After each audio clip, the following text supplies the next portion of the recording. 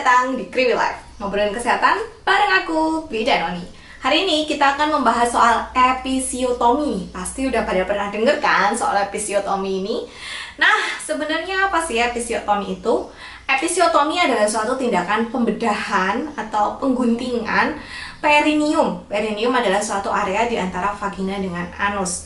Nah, tujuannya apa sih kok dilakukan episiotomi? Tujuannya adalah untuk memperlebar jalan lahir atau memperlebar vagina sehingga persalinan akan lebih mudah terjadi dan juga untuk mencegah terjadinya robekan yang lebih parah.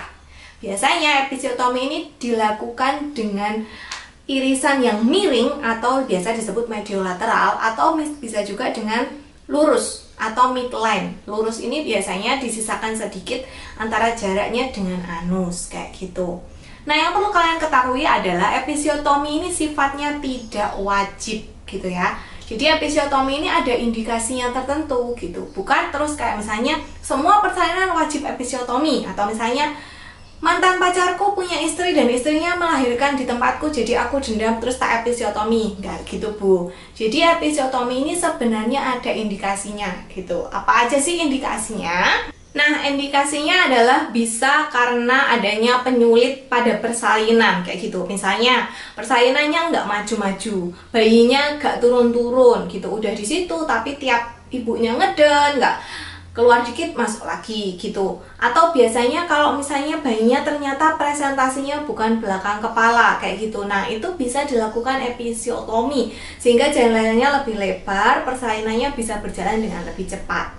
Yang kedua adalah kalau misalnya ada fetal distress. Yang namanya fetal distress atau gawat janin atau DJJ janinnya jelek, jadi jantungnya itu udah di atas 160 atau di bawah 120. Nah, itu biasanya untuk mempercepat persalinan dilakukanlah episiotomi.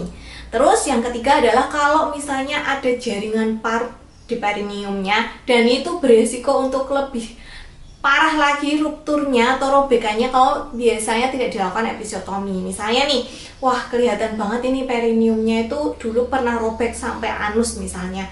Terus di persalinan ini dia kayak udah retak-retak, itu kelihatan soalnya gitu. Wah, udah retak-retak nih, kalau nggak di epis miring nanti bisa robeknya sampai anus gitu. Akhirnya kita episiotomi ke samping mediolateral supaya dia nggak sampai anus gitu. Karena nanti kalau sampai anus lebih susah lagi jahitnya dan lebih susah lagi pemulihannya. Sebab bisa aja nanti BAB ibu keluarnya dari vagina gitu. Jadi kita miringkan. Dan yang terakhir adalah kondisi perineum. Misalnya perineumnya kaku, perineumnya tebal, perineumnya pendek, perineumnya tidak elastis gitu. Jadi sebenarnya kan perineum itu bawaan lahir ya.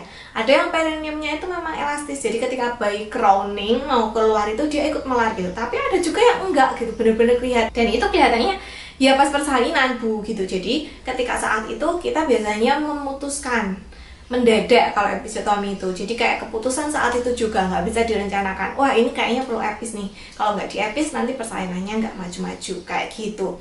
Dan episiotomi ini dilakukannya bisa pas kamu kontraksi. Jadi pas kamu kontraksi dan kamu fokus di kontraksimu itu, jadi kamu tidak terasa nyeri, atau bisa juga dengan pembiusan terlebih dahulu gitu. Jadi bukan karena mau nyiksa ya. Jadi sebenarnya episiotomi ini ada tujuannya gitu. Intinya sih untuk menyelamatkan bayi dan ibu juga gitu. Bukan untuk kesenangan tenaga medisnya, itu bukan. Nah, episiotomi ini ada resikonya enggak? Tentu saja semua tindakan itu ada resikonya. Bahkan persalinan pun juga ada resikonya, Bu. Nah, resikonya adalah biasanya kalau yang midline atau yang ke tengah, yang ke bawah itu episiotominya bisa beresiko sampai derajat 4. Derajat 4 itu robek sampai anus. Makanya memang kalau episiotomi kebanyakan itu sudah guntingnya miring gitu. Jadi kalau yang udah pernah melahirkan dan ternyata kok luka jahitannya miring ya, nah mungkin kamu di episiotomi. Tapi sebenarnya sebelum episiotomi juga biasanya kita ngasih tahu sih, ini nanti kita bantu ya dengan digunting perineumnya supaya lebih mudah persalinannya, atau ini sudah gawat janin nih, atau mungkin kalau misalnya persalinan dengan alat seperti vakum, forceps, nah itu kan butuh alatnya, butuh masuk. Jadi biasanya kita memang melakukan episiotomi.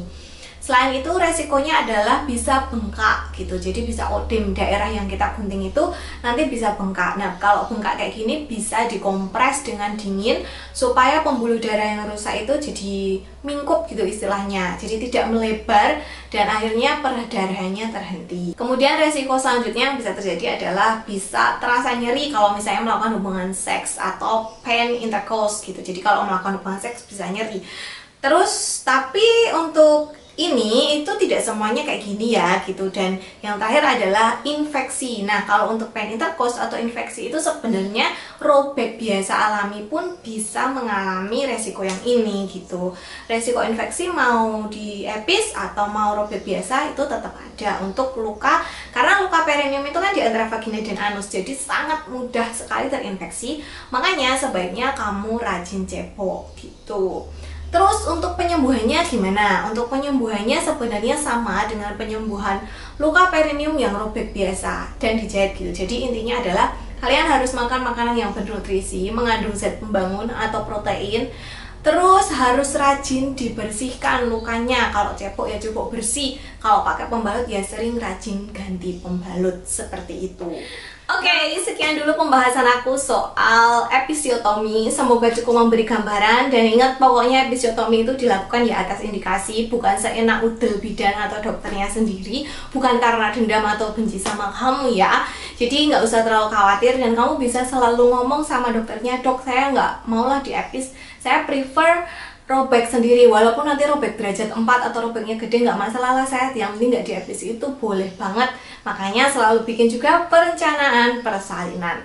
Sampai di sini dulu, semoga bermanfaat. Silahkan tinggalkan pertanyaan di kolom komentar, share video ini sebanyak-banyaknya, mana tahu ada yang butuh, dan follow aku di Instagram @bidankriwil untuk informasi kesehatan ibu dan anak yang lainnya. Terima kasih, bye!